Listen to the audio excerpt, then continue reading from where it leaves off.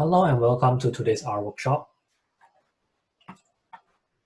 And today's workshop will be on about making your data neat to prepare it for data analysis.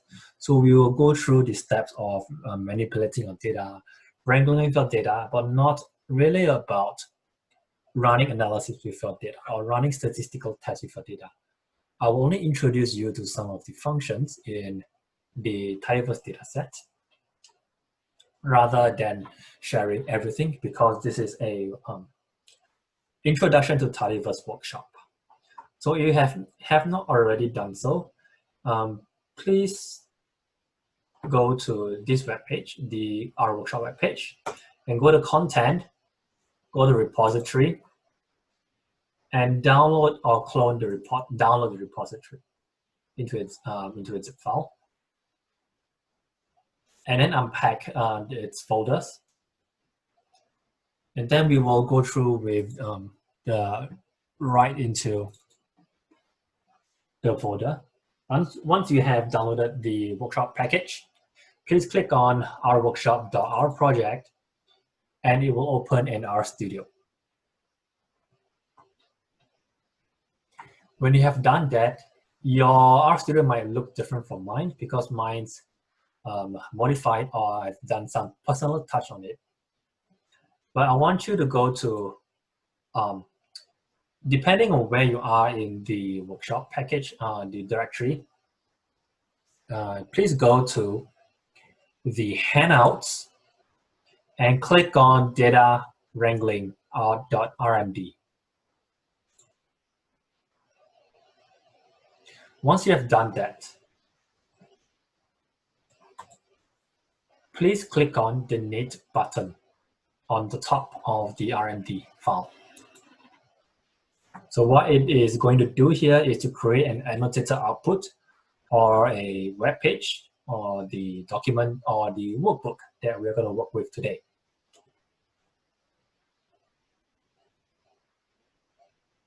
You can see at the bottom left in my screen, should be on the bottom right on yours. You will see a HTML file. It is the same as what we are seeing here. So this is the R Markdown notebook. When you execute code within the workbook, the results will appear beneath the code. The code will appear, and then the output will appear. So our code goes into code chunks. It's denoted by 3 backticks. You can execute the code chunk by clicking the run button within the chunk, which I will show you later, or by placing your cursor inside the R chunk. I'll press Ctrl-Shift-Enter or Command-Shift-Enter in Mac or Windows, depending on what operating system you're using. Along the workshop, I will try to share as many best practices as I can. This will be denoted by an FYI box like this. There is also an exercise box for you to complete, and also a hint for the exercise for you to complete.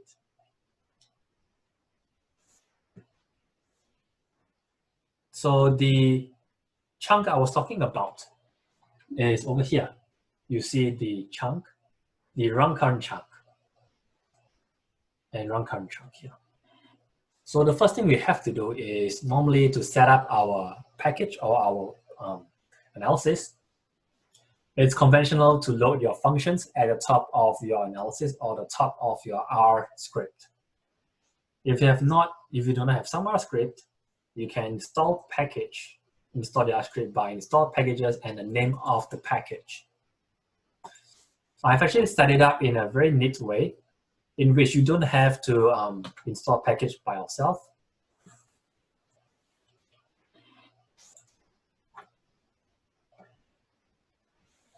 So for example, if require initr, if you don't have this package, it's going to install and then load the package. I've set it up for you to have all the packages that we're going to need for this workshop. So the first thing we want to do after setting up our libraries is to load our data. Even without this step, we can't begin to look at our data, explore our data, or run analysis. So there are three different packages that we can use to load our data. They are reader, haven, and read Excel for various types of data. The function to read data is read underscore asterisk, and the asterisk could represent the CSV file, the text file, sales file, stats file, data file, or Excel file, depending on what type of data you're looking at. So here's an example. We have the root directory. This is where the project directory is. And we have the data directory. So we have the CSV file.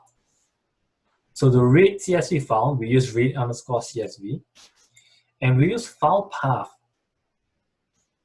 to put the subfolders together into a full folder or full directory where the file is located. So once we've done that, remember to run the current chunk. Once we've done that, we can read the data. So you can see it's parsed with column specifications. Ignore that. Now in see on the left, we have the data loaded. We have some of the values or objects that we created along with the data. So these are the objects we created along with the data. So these are the steps we have to do to get our data out. So it's always good to create an R project for each project you're working on.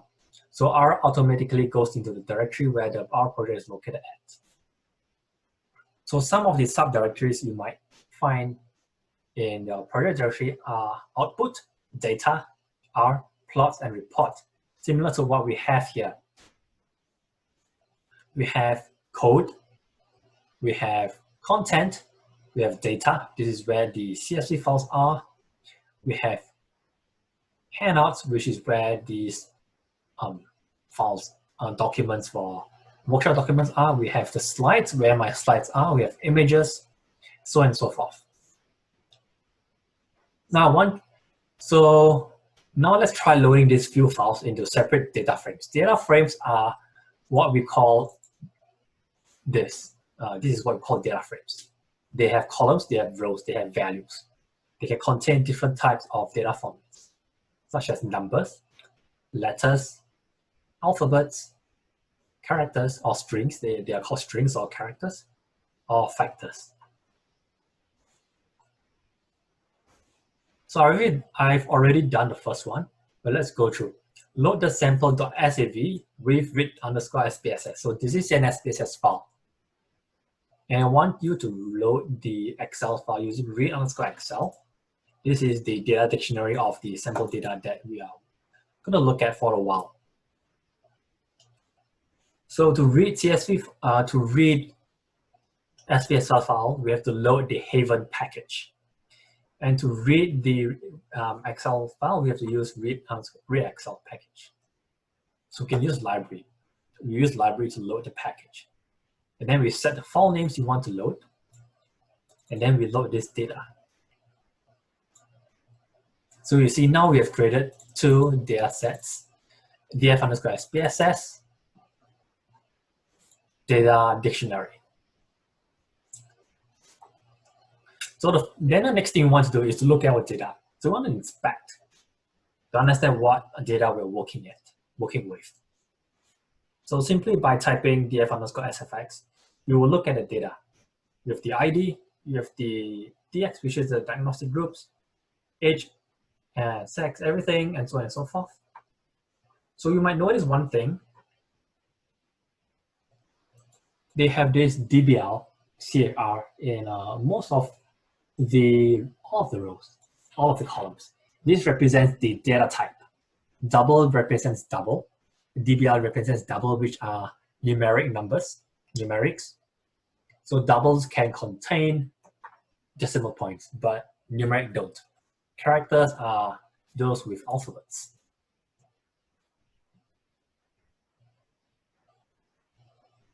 So we have tables and data frames. They are kind of a little bit different. So I'll use the data frame in table interchangeably just because we are working with data frame overall. The main difference between a table and a data frame is the manner it's printed. Tables only show the first 10 rows like you see over here. But if you use data frame, if you use a data frame, if you just print a data frame out, you see, I will show you data dot frame. You see it doesn't look nice. It prints everything, all your columns out, most of the columns out. And then it gets over 50 rows.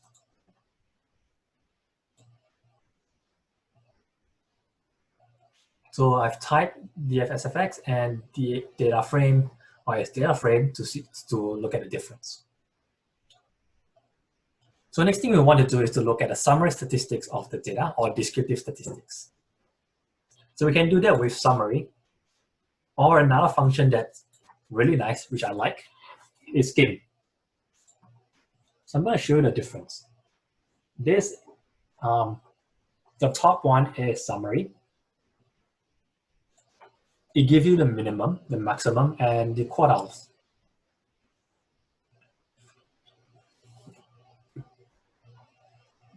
Over here at the bottom, we have skim. What's nice here, it tells you the data summary overall. We have, this is the data, this is the object we're working with. Objects are the ones on the left here.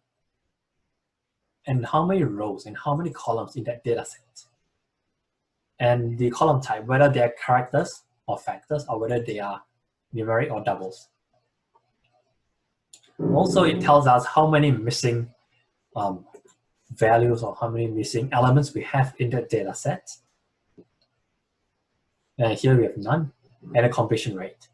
And a minimum value, maximum value, empty value, and unique value. So we have this for everything. And for numeric, we have the mean as the quartiles, and a histogram. So you can see the distribution of the data set, which is neater and better than using summary.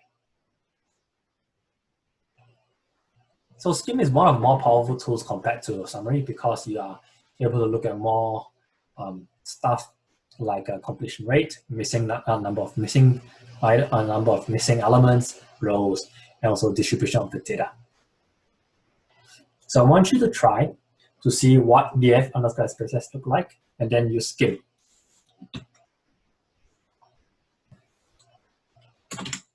So I'm going to do that, skim. I'm going to print. And then this is my df SPSS. You see there are two NAs. And you see they are called S3 Haven labeled. It's quite different from just now we have character and double. And this is the console to the output. We have two missing items. And we have two missing items here. And we can see we have 7 columns. 5 characters, 2 numeric. So another thing I've said, we see Haven labeled. It means we also imported the labels from SPSS. These are actually in category of variables rather than numeric variables. Because if you look at the data, they're actually numeric over here, but we've labeled they are actually characters, strings, factors, rather than numbers. To check that, we can use df SPSS $. $sign refers to I want to select which column, and I will select HGET2. And then we see that, oh, we have the value, we have the label, and then they are actually age, whether they are under or above 35 years old. But over here, you see their numbers. So I want you to try, look at the other variables.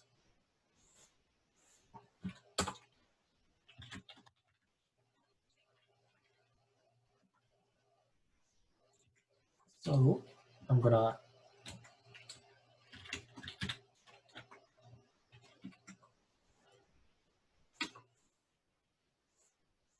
copy. I have 2 more.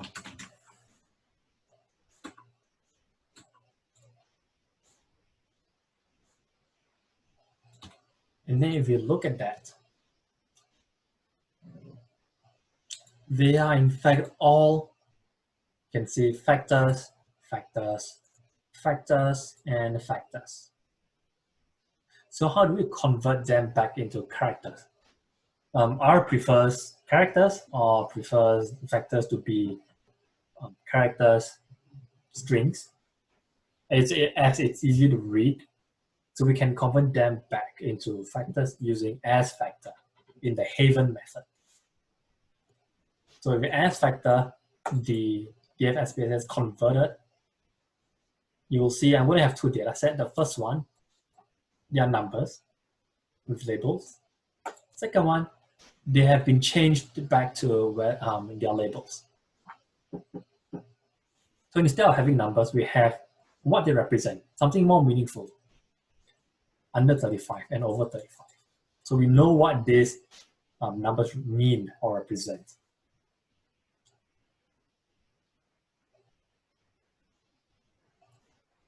So this is the example of loading your data. Now we are going to look at the 5 commonly used functions of data manipulations. I'm going to bring this up.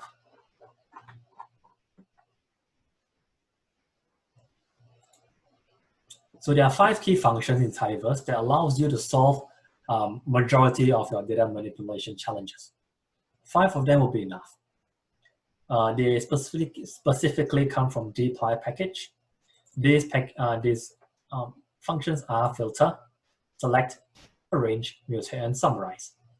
I will talk about summarize, select first and go to filter.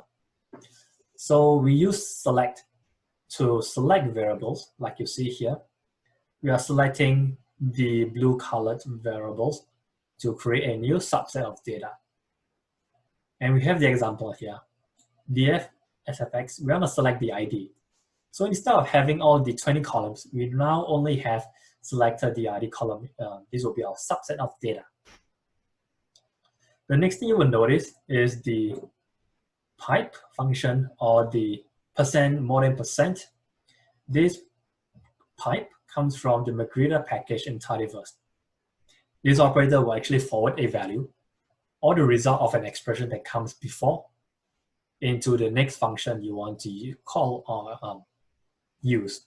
In the above, we're actually taking df_sfx and forward to the next step, which is to select the ID from df_sfx. So if you run some analysis of if you manipulate your data without running using the pipe, you're going to end up with a lot of rows which are redundant, a lot of objects which are redundant.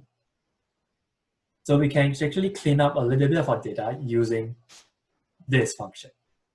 And there is also a tip here, which is to use Ctrl+Shift+M in Windows or Command+Shift+M in Mac to pipe this data. I will show you. There we go. So I want you to try using the pipe function and select these 3 variables, dx, age, and sex. So you have to use comma to separate the variables you want to select. I'm going to do this, select, and copy dx, age, and sex. And I should get my dx, age, and sex as a variable itself. And then if that's the data you want to work with at the end, you can create a variable. I'm going to call it test. And then if you run, I created a test variable here, a test object, which contains the variables that I created with this function.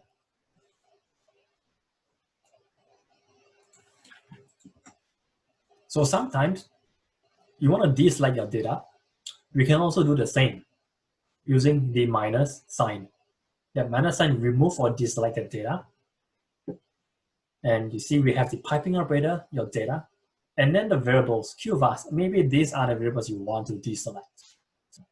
For example, q1 to q6, I do not want them in my data set. So I can use minus to remove that from my data and subset my data at the end. So you will notice now you do not have Q1 to Q6. But in our original data, df SFX, you see we have Q1 to Q6. Right now, we don't have it in our subset of data.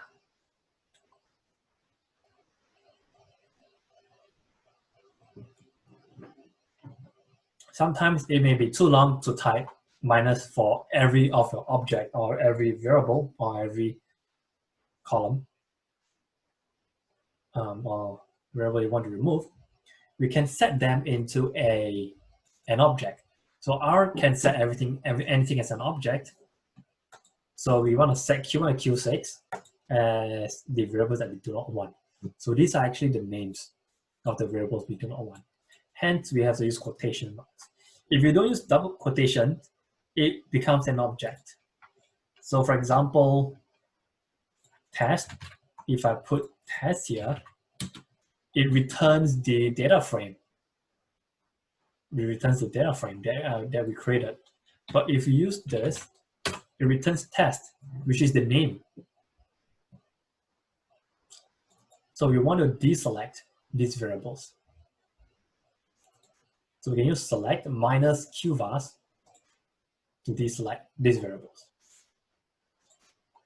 You can ignore the all of. So actually, this is one of the tricky parts of using select. If you use all, you have to use, they recommend you to use all of instead of qvars, because maybe they are not sure whether this is a variable inside dfx or maybe this is what you have here. So if you use all of, it knows that you're going to remove those variables. And we can use minus all of something. So right now it gives the same as minus Q1 to minus Q6. Now I want you to try to remove DMN, SMN, SAN, and SN this time. They are the brain activity in our data sets. So I want you to create an object called FC networks that contains these variables.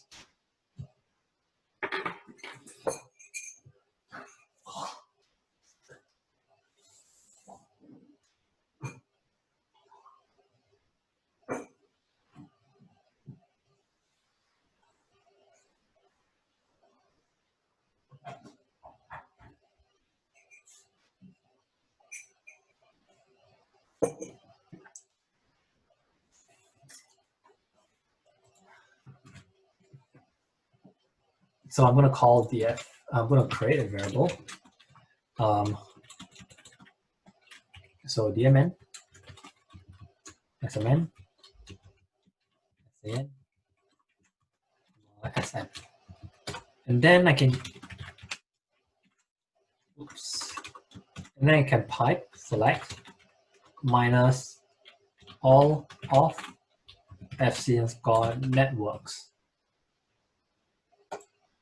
And then right now, we do not have this variable in our data set anymore. But we have not given a name. So the original data set will still contain this variable. We are only showing the data out here.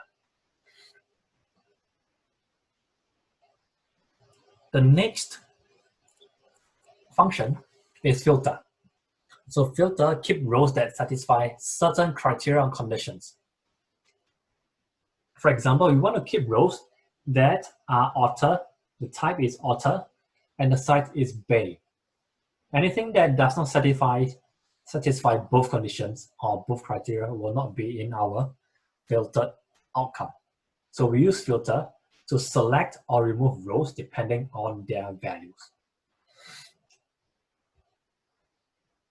So over here, I'm filtering sex equals to female. So we want only females. If you look at the data, you do not see any males in the data set.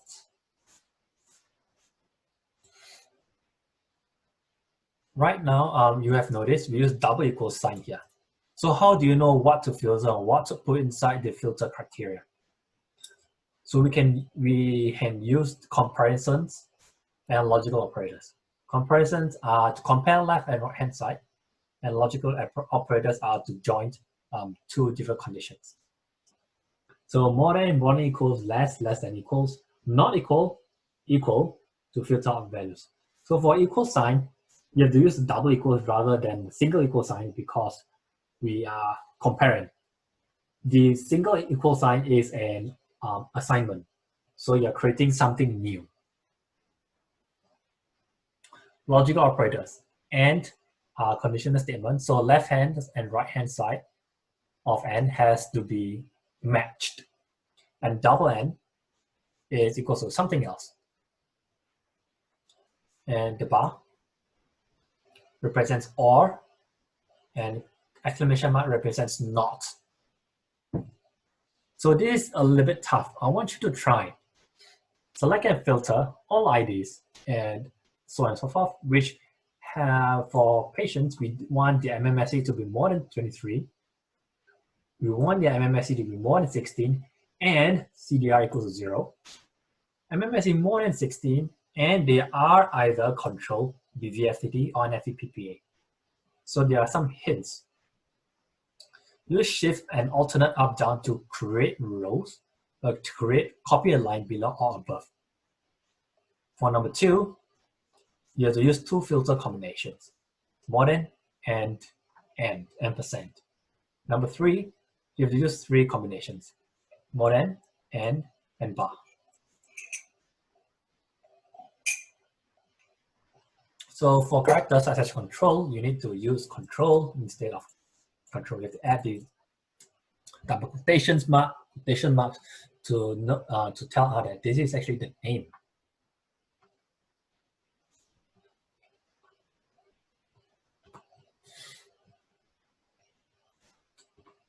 So I'm going to create, do the first one. Select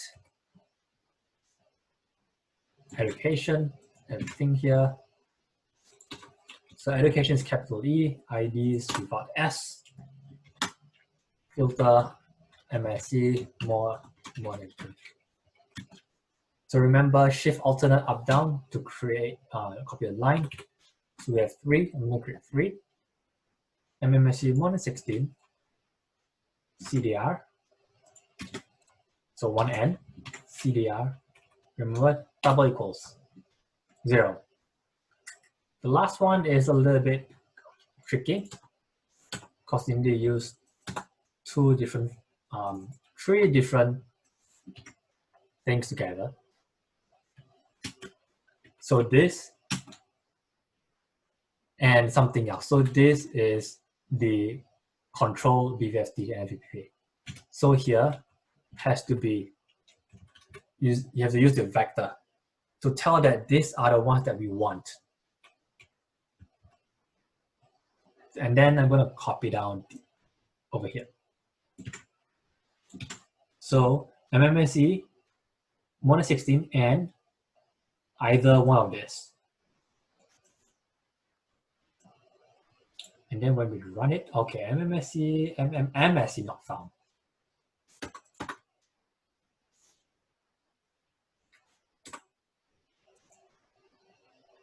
So you would see that MMSE is more than 23. There isn't one that is less than 23. And for the second one, CDR is 0. Checked. MMSE is more than 16. Definitely checked. And the third one, MMSE more than 16. Definitely checked. We want control BVFTD and FEPPA. So checked. So you want, okay, you might notice typing this takes a long time. What if you have 10 category variables? You want to filter a lot of them. It's not a best practice. So what we can do here is to use %in% to retrieve the categories that we want. For example, if you want to take controls BVF as PSP and VPPA, we can use create a variable contains these names, and then use this dx percent in percent, and then get the dx. So here we are actually going to obtain a true false value, because what it does is control inside my dx. Yes, then it's true. Is this line, does this first element contain control PSP, SVPPA? Either of them? No, then it's false. Then we can use this to filter the rows. What filter does is actually taking values that are true or that are false. And also we can select demographics the same way we create DFS, the diagnostic groups, and we can put them inside the select function, and additionally add MMSE outside demographics. You might want to do this if you have different sets of variables and you want to subset different sets of variables. Then we can do filter one internship and one of this, and those that are inside the diagnostic groups. And you should be able to get back the same rows. So I want you to try to obtain MMSE 1 and 16 and patient groups that are control B50 and FVPPA.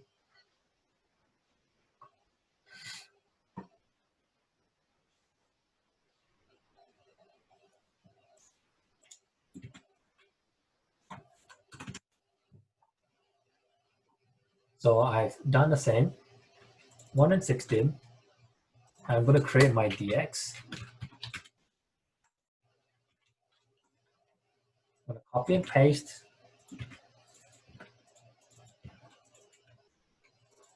And VPA. And so we have the filtered data here. So the next function we're going to look at is arrange. Arrange works similarly to filter, except that instead of selecting rows, it changes the order of the rows. So when we are doing this, arrange by sex and MMSE, we are arranging by the values. So females and males, so alphabetical order for both of them. What you get is females, and then MMSE from the bottom to the top. You can see bottom to top, and then you start with males, bottom to top. So it's going to order by sex. For each sex, order the MMSE. And we can do that for expand as further as much as possible. So I want you to try to arrange DF SFX by diagnostic groups followed by MMSE. So we have DF underscore SFX, arrange DX followed by MMSE. And then we have the DX here, AD, and then we have the MMSE. So to make things neater, to show you how it looks like, I'm going to select the variables and show you. So DX, AD, and then you see smallest to highest, BVFT, smallest to highest values, so on and so forth. We can also do the reverse. So instead of sorting by ascending values, we want to sort by descending values. You can order by descending values by typing descend inside arrange. So right now it's going to do the reverse. It's going to order DX by descending value, and then MMSE by ascending values.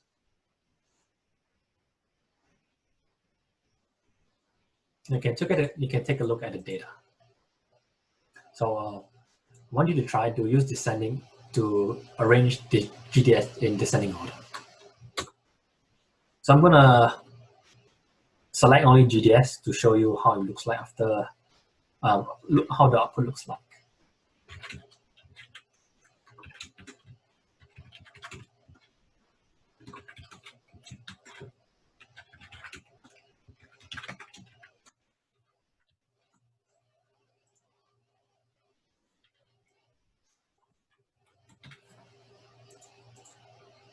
So right now it sorts into descending order from 23 to 0.22. So that is arrange.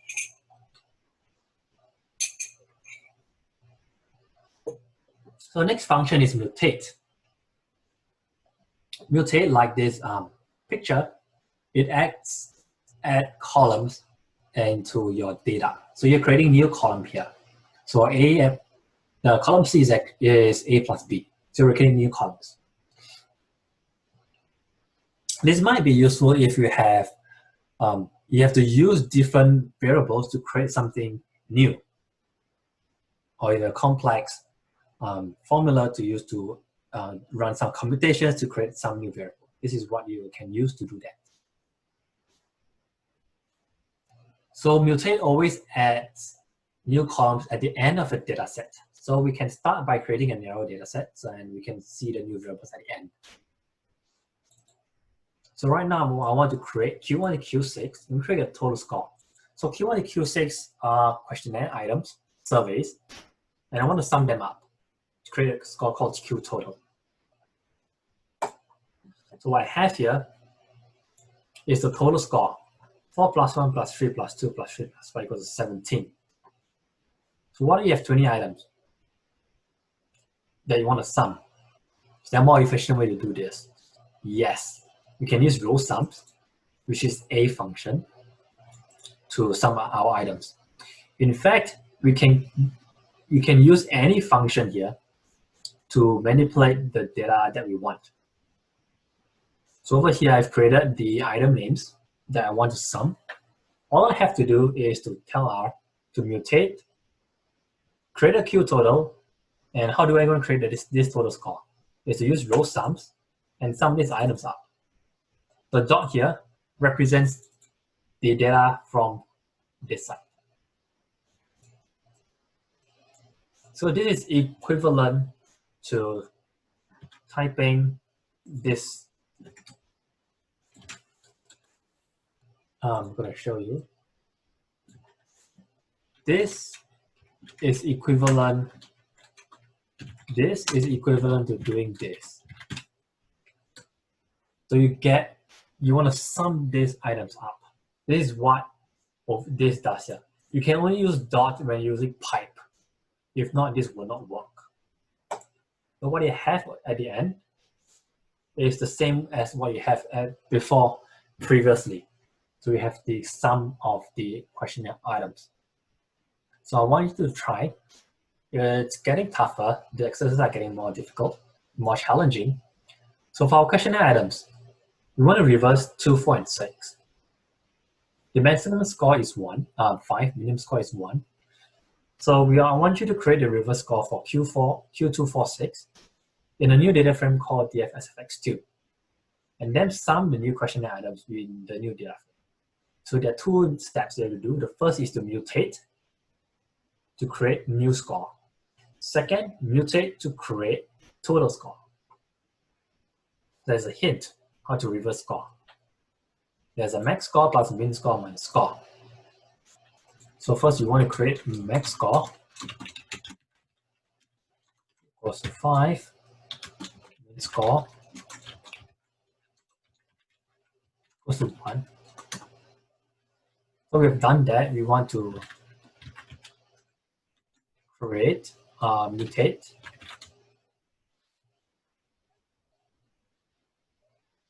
What do I want to mutate? Oh, mutate new items equals to max score plus min score minus the score that we are looking at. And then comma to do that the same way for every of your question item. So this is a little bit tedious. There's a shorter way to do that, which I'll share with you right away. So right now you see we have created a new variable. We have created Q2 underscore R, Q4 underscore R, Q6 underscore R. There's one more step we forgot to do, is to call this dff sfx2. You can use alternate minus to use this to, this is an assignment. If you do not want this, you can use this, but it's convention in R to use the arrow sign.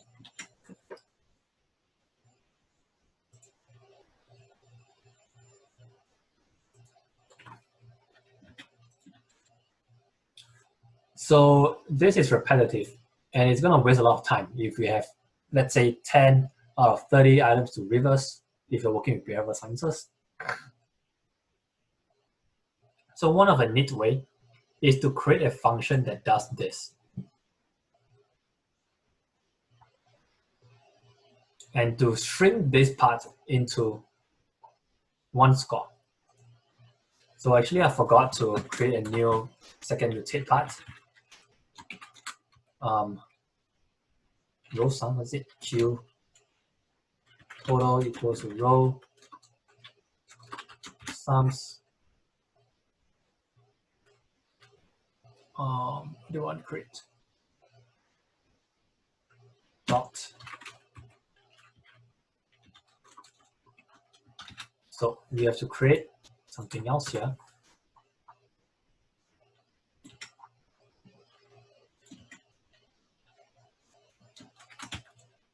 I forgot.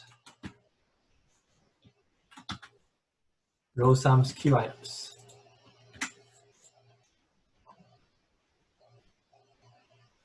And then we want to view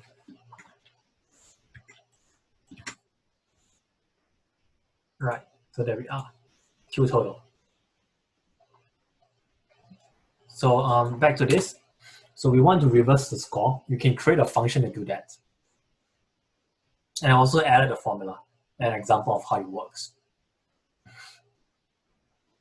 Then we do the same, create a max score, min score. What is different here is right now we are using mutate at instead of mutate.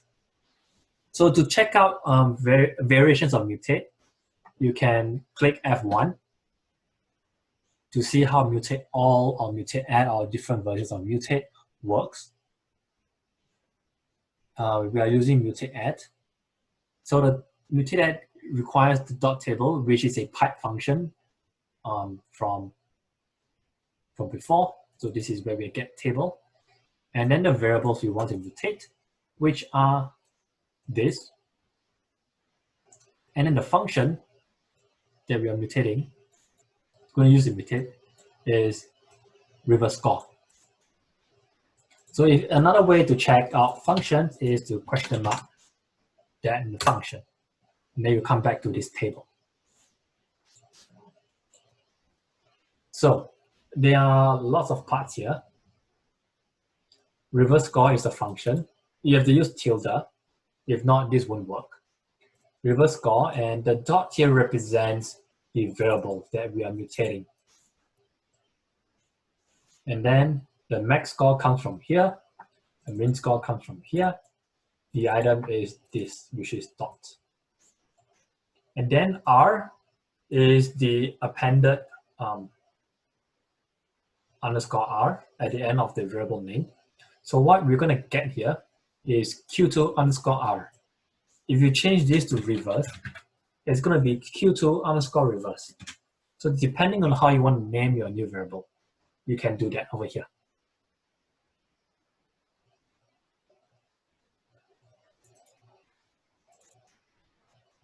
So I'm going to remove select just so that we have all the data set, all the data frame that we need. And then we can create new Q items, which are the items that we have to sum at the end of the mutate. So when we run this, we see that we have created a new Q total based on Q items. Here's another method. We can use loop to reverse a score by the index. So this is the same. We have these items are those we want to reverse, and these are the names we want to reverse, the new names we want to reverse to. And then I'm going to create a variable, we're going to clone a variable, call it sfx2. We have the minimum and maximum score. So for loop, what for loop does is to loop over each element inside here. I will demonstrate to you in a separate folder, separate file. So the length of reverse, for example, for I in 1 to 3, print I. So I'm going to show you what's happening here right now. So for I equals 1 to 3, I'm going to print I. So I is the index. In the same way, we have for I is 1 to length of reverse. Length of reverse is how many elements are there into reverse. So I have not created a variable. When we create a variable, we can use Control Enter, create a variable. So for length to reverse, it is 3. Then we can use print. So you're going to print out the length of reverse. And then we can use to reverse to print out the item element inside each of the space. So this is in the first element, second element, and third element. We use the bracket to identify which element we want to print. So this thing instead, print out here and print. So you're going to print two things. You're going to print out the index, 1 to 3, and then we're going to print out the values in each of the index.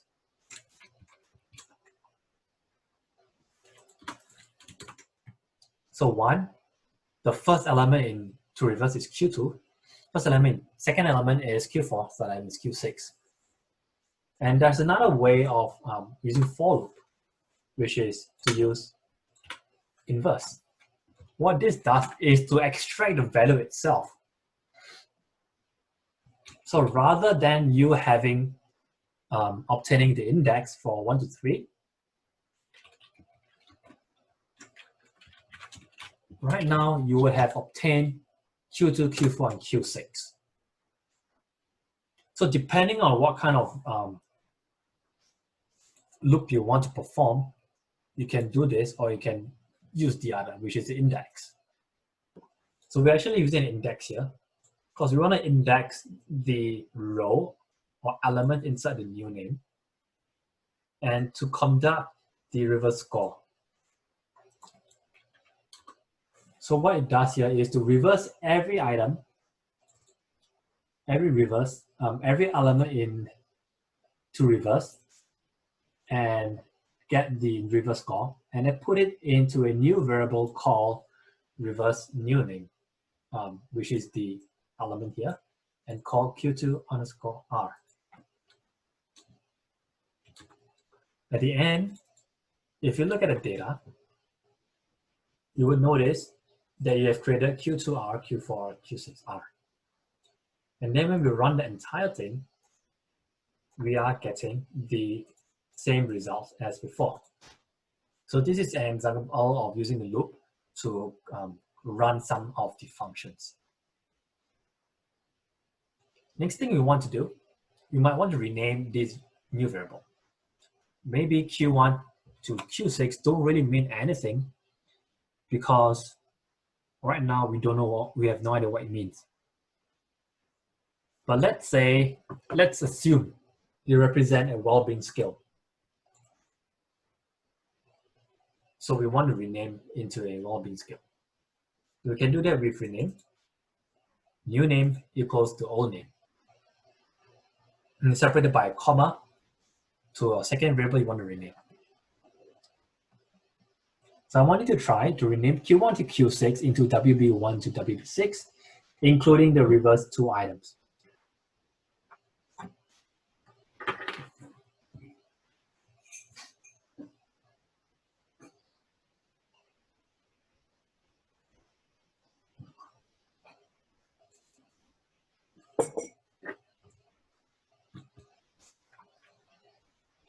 So we can just take that. This will be long because we have many items we have to rename.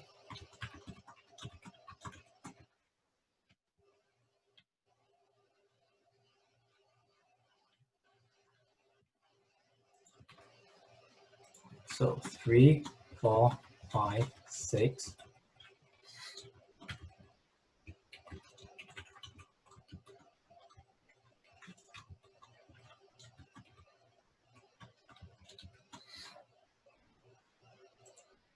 And then we would have renamed our variable at the end. So right now it's not Q1 to Q6, but WB1 to WB6.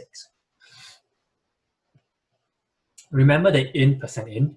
We can also use that to rename these variables. But first, we have to set the old names and the new names.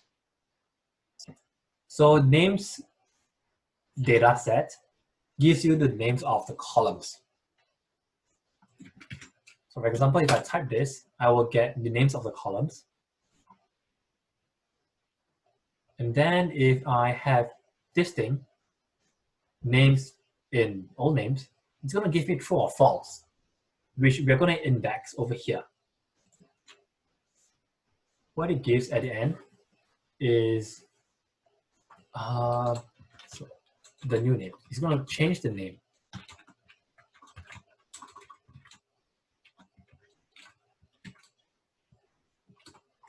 Right now you see it's converted into WB1 to WB6. So that's how we change the names of the data.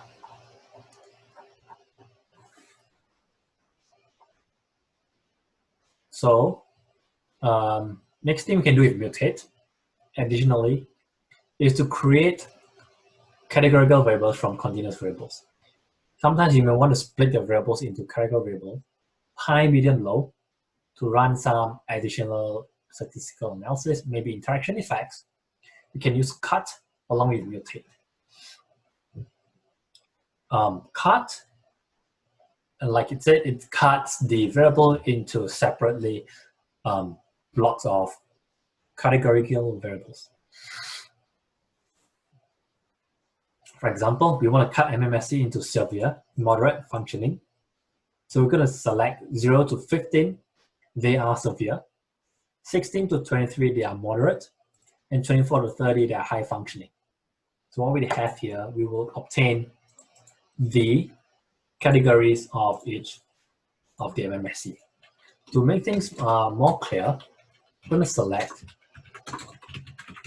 MMSE and category to show you how it maps out. So 11 is severe. Anything below 23, 23 and below, they are moderate. 25 and above are functioning, just like what we want over here. So in summary, we created 3 categories: severe, 0 to 15, moderate, 16 to 23, and functioning, 24 to 30. So for n categories, you need n plus 1 breaks, because the scores in between those breaks are used to form the categories. For example, if you want to create high versus low MMSE, which are 2 categories, you will need 2 plus 1 equals to 3 break values. And over here, you will get the new category here. So I want you to try, create a new variable called education cat that contains education level in these categories.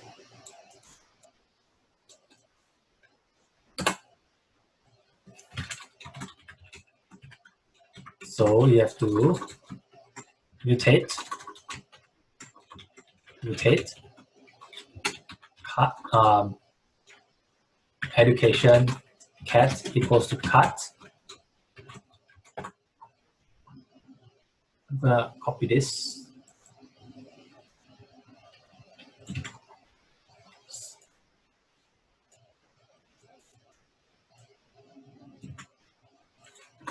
I'm cutting education. I'm going to break it. So below 12, which means until 11. So 12 to 15, 16 to 19. So 20 and above, I'm going to call it 99. And then we have the labels.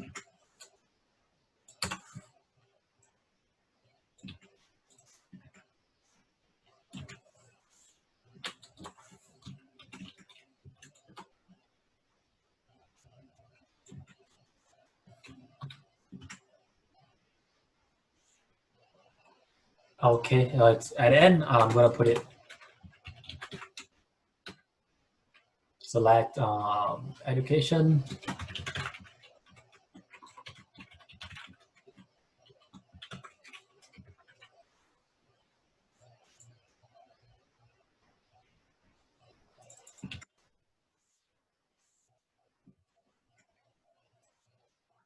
Oops, typo. So you see, high school is until 15, college is 16 and above, and 19, 20 and above are advanced degree. So we have everything sorted out correctly. So let's try some exercises from scratch. These are steps that you will need to perform to get the final data. I'm going to run through all the functions that we covered earlier. Filter, which is to create an object called df_sfx3 with age above 65, and MMSC more than 16, CDR less than 1, education equals to 17. And then create a total score for WP, use mutate, and select these variables. Using select, arrange the data by CDR in ascending order, use arrange, and print or skim the data. You can type df_sfx3 or use skim df_sfx3. So we have not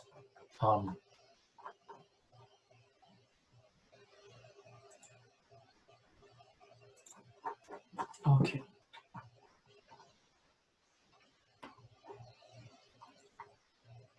So what we need to do is to create like WB underscore items. So WB underscore 1. And then I'm going to copy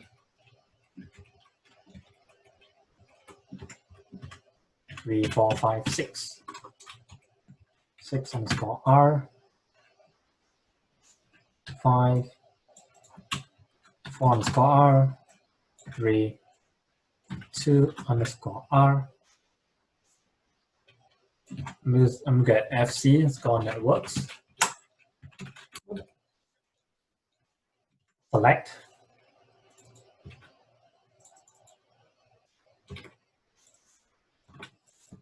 And create demographics.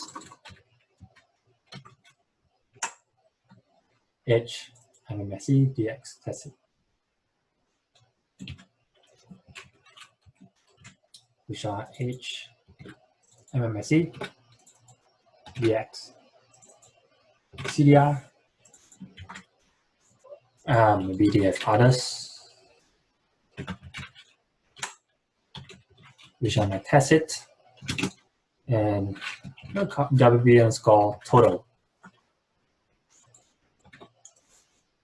So these are the variables that we'll be selecting later on. So I need to filter. What do I need? Age more than 65, MMSE less than, sorry, more than 16,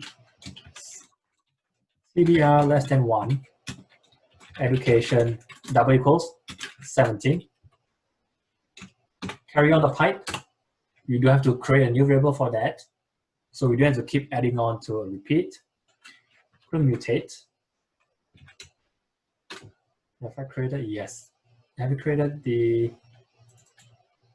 I'm going to check whether I've. Yes, we have the reverse score. So I'm going to create Q underscore WB underscore total equals to row sums dot bracket WB underscore items. So we've gone through this. mutate, create new items, select. Next one is select. I want to select all underscore off. Remember, if you're using this, please use select underscore all off. We have 1, 2, 3, 4. 4 combination select, so I'm going to create 4. I'm going to move demographics up. Move this way.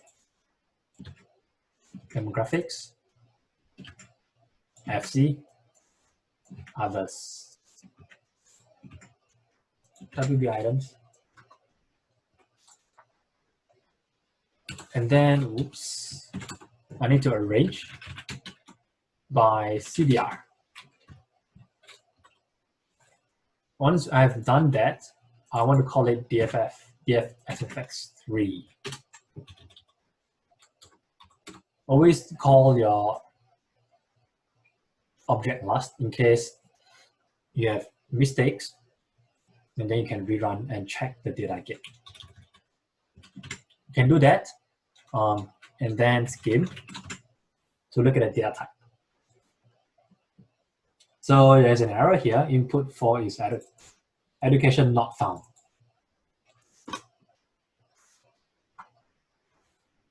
So we have the table, which gives us the data frame of DFSFX3.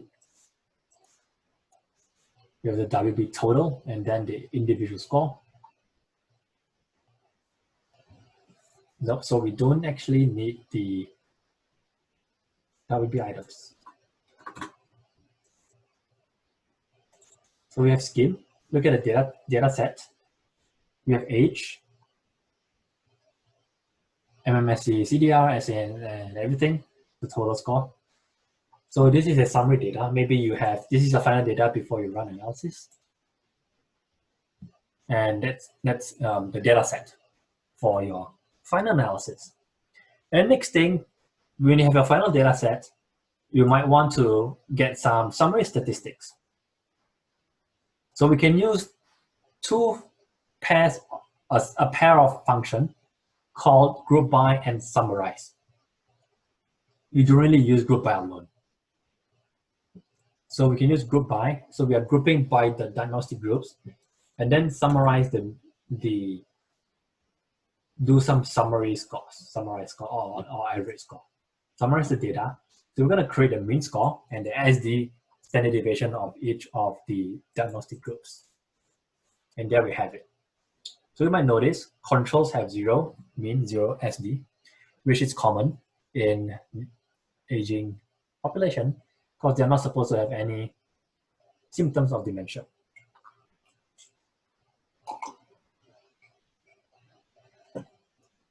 So I want you to try use group by and summarize to summarize the mean, SD, and median of MMSE in each diagnostic group. Use DFSFX2 for this exercise. Have a hint for mean, SD, and median. Then copy up.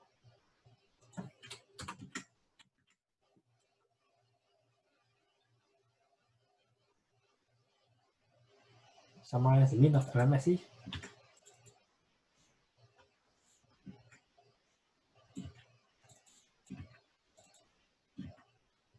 And then, okay.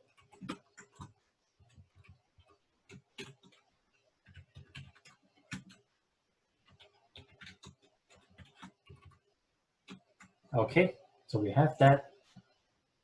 So there we go, the mean, SD, and median. So you can see and summarize, ungrouping output, override with groups output. It's just a warning. So it's going to ungroup over here, but it's okay. So let's put everything together. Use group by, summarize, and arrange to display each diagnostic group's GDS, MMSE, CDR mean scores in descending order. You can call this data DFX underscore group summary. So I'm going to go straight to do that.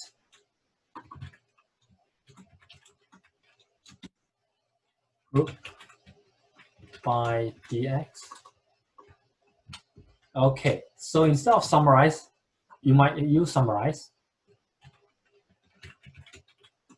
So summarize GDS, mean, or GDS, mean GDS, MMSE equals to mean MMSE, CDR equals to mean CDR. And then comma, forget comma here. And then I want to arrange. That's what's happening here. Arrange CDR mean score and CDR in descending order.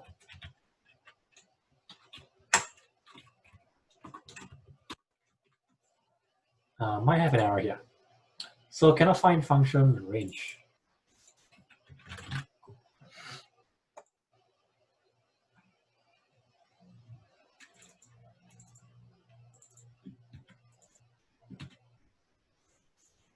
So there we go. GDS, MMSE, CDR, win score for each of the diagnostic groups. So this could be the table 1 of your manuscript or a paper that you want to submit. And all you have to do is to fit this into Excel or use some other or Word to get this into shape.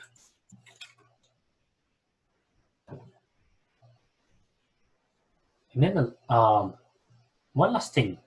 one last function we're going to cover today is the turning of wide to long data format and vice versa. So in R, frequently, there are formats that are unsuitable for analysis, especially in R, because R likes long data format rather than wide data format. So anything in the columns have to be pushed into rows. So we can use gather data. So I've not touched on this, I'll come back to this for a while. So what gathers here? What is gather? So what we're doing here is, you see these 3 different columns, they are going to be 3 different rows. So so each column have 2 values, and then it's going to put the first one into the first row, second row, and then this one is going to put here same way. So instead of having 2 by 3, you can have 6 by 2. This is turning format into wide to long. So we have 2 things here, which is the key. One is key.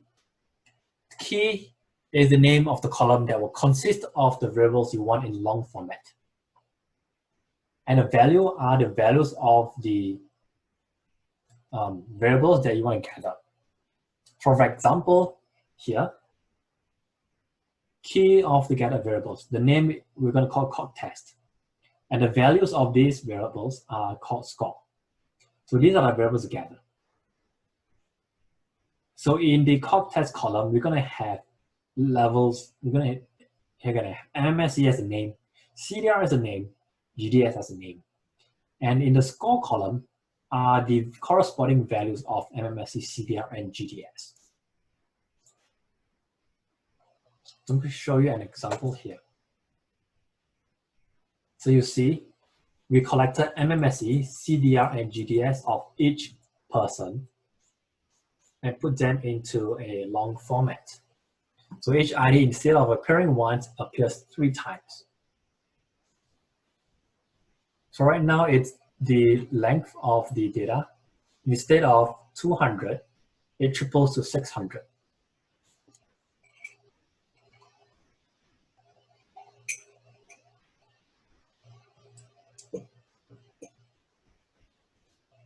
The opposite of gather is spread. As you might guess, it turns the long data back to wide data format.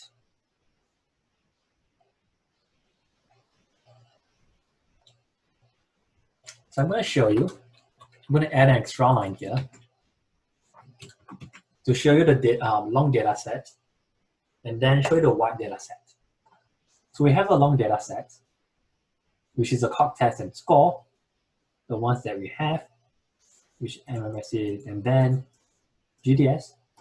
Then when we turn back to white, it now CDR, GDS, MMSE, and now is it's turned back to a white data format from 200 rows to 600 and back to 200 rows. So the same way, you need the key and the value. So I want you to try to use the SFX summary to gather MMSE, CDR, and GDS into one column called cog test.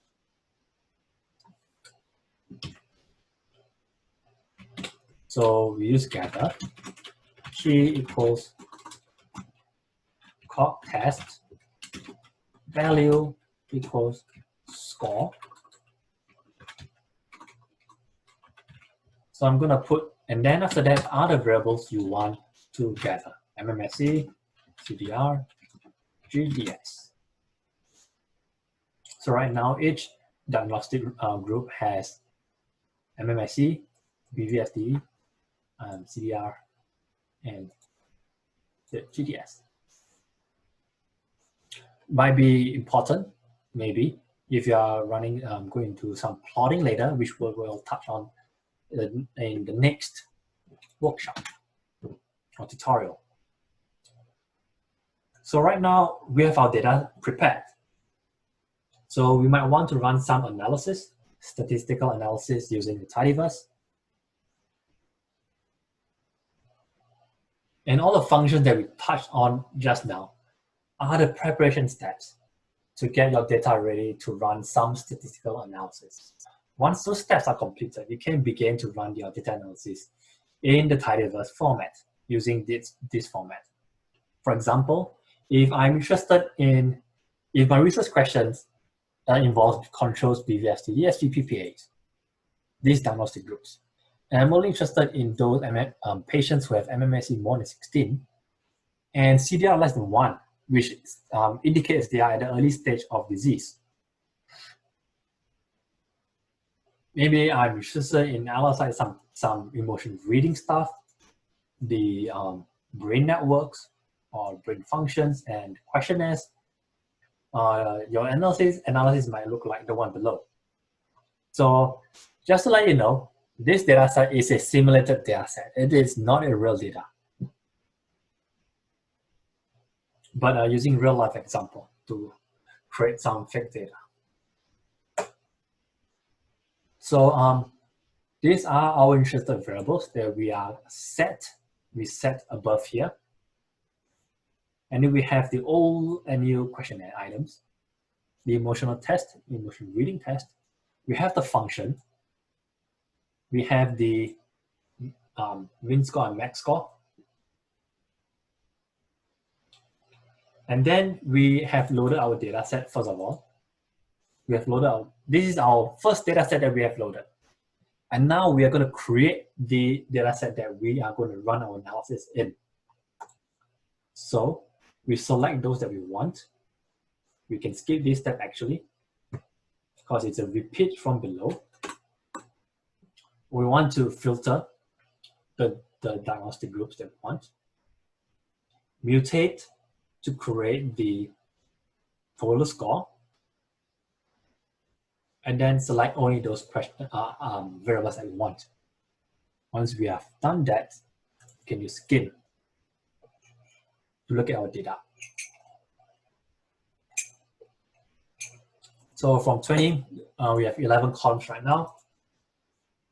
We have 52 rows, which means we have 52 unique participants, patients, or IDs, or data points. And then we know that sex and DX are characters or factors. We have 2 unique items here, which are males and females. Diagnostic groups, we have 2 unique. Interesting, I think they are BVFTDs and controls, I'm guessing. And then we can look at the distribution of your data set.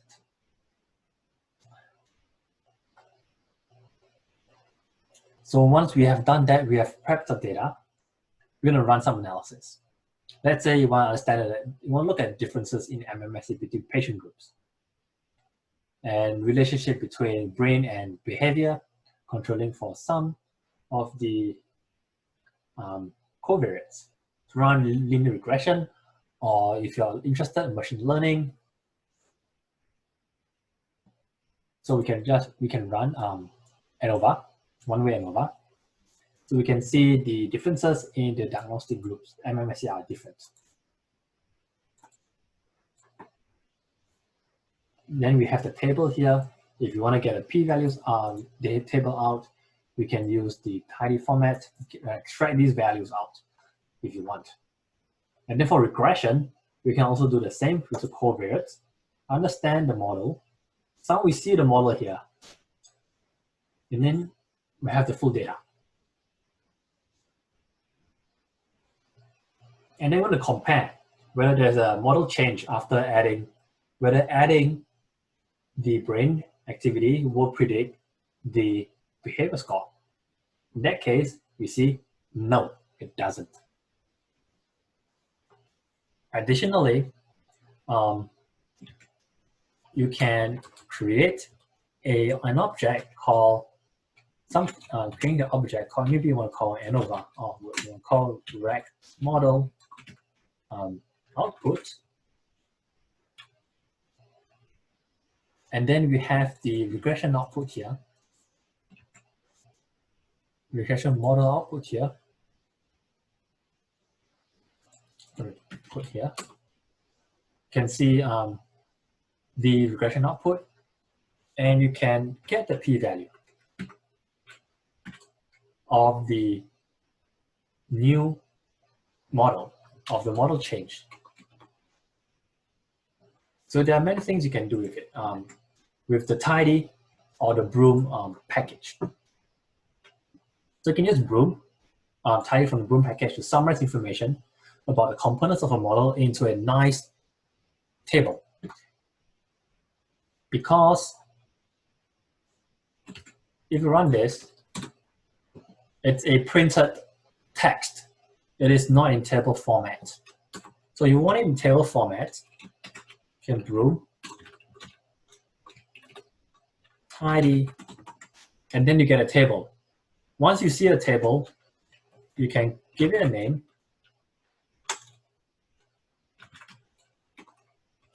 Test one, and you get a table out. So you can get its values out and put it in a regression table or anything you want. But you can't do it with test. You can't do it with this, because test2 is a list. If you want, you could. You can have to go to coefficients, residuals, and everything else. But it's more complicated. Unless you are familiar with running linear models many times, you know where to obtain these values. After you have done everything, you might want to create a knitted document again. So you can click knit and create the annotated output. This is the full R Markdown document output that comes out from this RMD file. So RMD files are great to create annotated output, to create notes, to create a report. You can use this to create annotated outputs for your thesis or for dissertations, or create the thinking notes, or you can brainstorm for your analysis, create a report for your analysis, for you to think about, for you to brainstorming. Also, collaborate with others. You can create slides with R Markdown, just like the slides for the workshop.